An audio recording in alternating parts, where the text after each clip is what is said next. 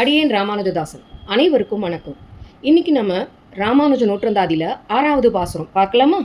இயலும் பொருளும் இசையத் தொடுத்து ஈங்கவிகள் அன்பால் மயல் கொண்டு வாழ்த்தும் ராமானுஜனை மதியின்மையால் பயிலும் கவிகளில் பத்தியில்லாத என் பாவி நெஞ்சால் முயல்கின்றனன் அவன் தன் பெருங்கீர்த்தி மொழிந்திடவே.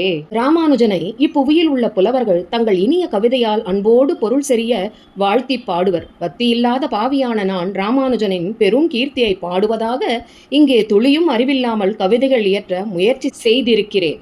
இனி ராமானுஜனின் திருமணம் என்ன ஆயிற்று என்று பார்ப்போமா? 16 வயது ராமானுஜருக்கு 12 வயது தஞ்சமாம்பாளுக்கும் திருமணத்திற்காக பெண் கேட்டு கேசவ சோமயாஜியின் குடும்பம் அவளது இல்லத்திற்கு வந்தனர்.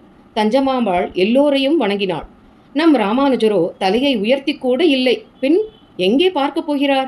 இரு குடும்பமும் பரஸ்பரம் அறிமுகம் செய்து கொண்டனர். என் மகன் அள்ளிக்கேணியான் மற்றும் ஆதிகேசவனால் அறிவில் மின்னுகின்றான். அவனுக்கு ஏற்ற துணையாய் உங்கள் மகளை பார்க்க வந்துள்ளோம். உங்கள் வீட்டு மகாலட்சுமியை எங்கள் குடிலுக்கு அனுப்புவீர்களா என்று கேட்டார் சோமயாஜி. சோமயாஜி, இதில் என்ன தயக்கம்? அழகாகவும் அறிவில் சிறந்தவனுமான உங்கள் மகனுக்கு இவளை அடியேன் தர கசக்குமா என்ன? கட்டாயம் அனுப்பி வைக்கிறேன் என்றார் பெண்ணின் தகப்பனார். குழந்தை பாடுவாளா என்று சோமயாஜி கேட்க, அனைவரும் கேட்க தஞ்சமாம்பாள் ஓங்கி உலகளந்த என்று ஆண்டாளின் திருப்பாவையை பாட, பிற்காலத்தில் திருப்பாவை ஜீயர் என்று புகழ் பெறப்போகும் நம் ராமானுஜரும் அப்பொழுதுதான் தன் தலையை நிமிர்த்தி தஞ்சமாம்பாளை பார்த்தார். அழகு மொத்தமும் இவளிடம் தஞ்சம் புகுந்ததாலோ என்னவோ இவள் பெயர் தஞ்சமாம்பாள் என்று ஆயிற்றோ என்று எண்ணினார். அத்தனை அழகு அந்த பெண்ணை பிடித்திருக்கிறதா என்று பெரியவர்கள் கேட்க, சோமயாஜியும் மகனிடம் ராமானுஜா பெண் பிடித்திருக்கிறதா என கேட்க, அப்பா எனக்கு ஆண்டாளை பிடித்துள்ளது என்று மறைமுகமாக தன் பதிலை தெரிவித்தார். திருமணத்திற்கான ஏற்பாடுகள் எல்லாம் இன்றே தொடங்குங்கள் என்று இரு குடும்பமும் சந்தோஷமாக திருமண ஏற்பாடுகளை தொடங்கினர். ஒரு நல்ல முகூர்த்தத்தில் ராமானுஜரின் திருமணம் நடந்தேறியது. தஞ்சமாம்பாள், நீ எனக்கு குழந்தையாக தெரிகிறாய் என்றார் ராமானுஜர்.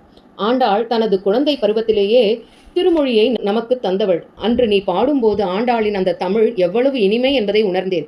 இந்த திருமணத்திற்கு ஒத்துக்கொண்டதே உன் இனிமையான குரலும் ஆண்டாளின் தமிழுமே காரணம். ஆம், அன்று நிலம் பார்த்திருந்த உங்களை என்னை தலை நிமிர்ந்து பார்க்க வைத்தது நம் ஆண்டாளின் பாசுரம்தானே என்றாள் தஞ்சமாம்பாள். உங்களுக்கு ஆண்டாளை தவிர வேறு யாரை பிடிக்கும் என்று கேட்க, ராமானுஜனும் எனக்கு அனைவரையும் பிடிக்கும் என பாகவதர்களில் நீங்கள் நிறம் பார்ப்பதுண்டோ என்று அவள் கேட்க, நிறம் பார்த்தால் பக்தி இல்லை என்றாகுமே. வைணவன் என்ற அடையாளமே சிறந்தது, சாதிகள் தேவையற்றது. சாதிகள் என்பது வைணவத்தில் கிடையாது. சாதிகள் பார்ப்பவன் வைணவனே கிடையாது. சுவாமி, நீங்கள் தவறாய் சொல்கிறீர்கள். எங்கள் இல்லத்தில் நான் அப்படி வளர்க்கப்படவில்லை. மனிதனை மனிதன் சாதிகளால் பிளவுபடுத்தி பார்ப்பது ஏற்புடையதாகுமா என்று ராமானுஜர் சொல்ல, சுவாமி, ஏற்பது ஏற்க மாட்டாது அவரவர்களின் உரிமை. ஏற்க மாட்டேன் என்பதே எனக்கான உரிமை. என்னை நிர்பந்தப்படுத்தாதீர்கள் என்று தஞ்சமாம்பாள் சொல்ல, ராமானுஜரும் நான் உன்னை கட்டாயப்படுத்த மாட்டேன், நீயே ஒரு நாள் மாற்றம் கொள்வாய் என்றார். இப்படியாக அவர்களின் இல்லறம் இனிதாய் தொடங்கியது.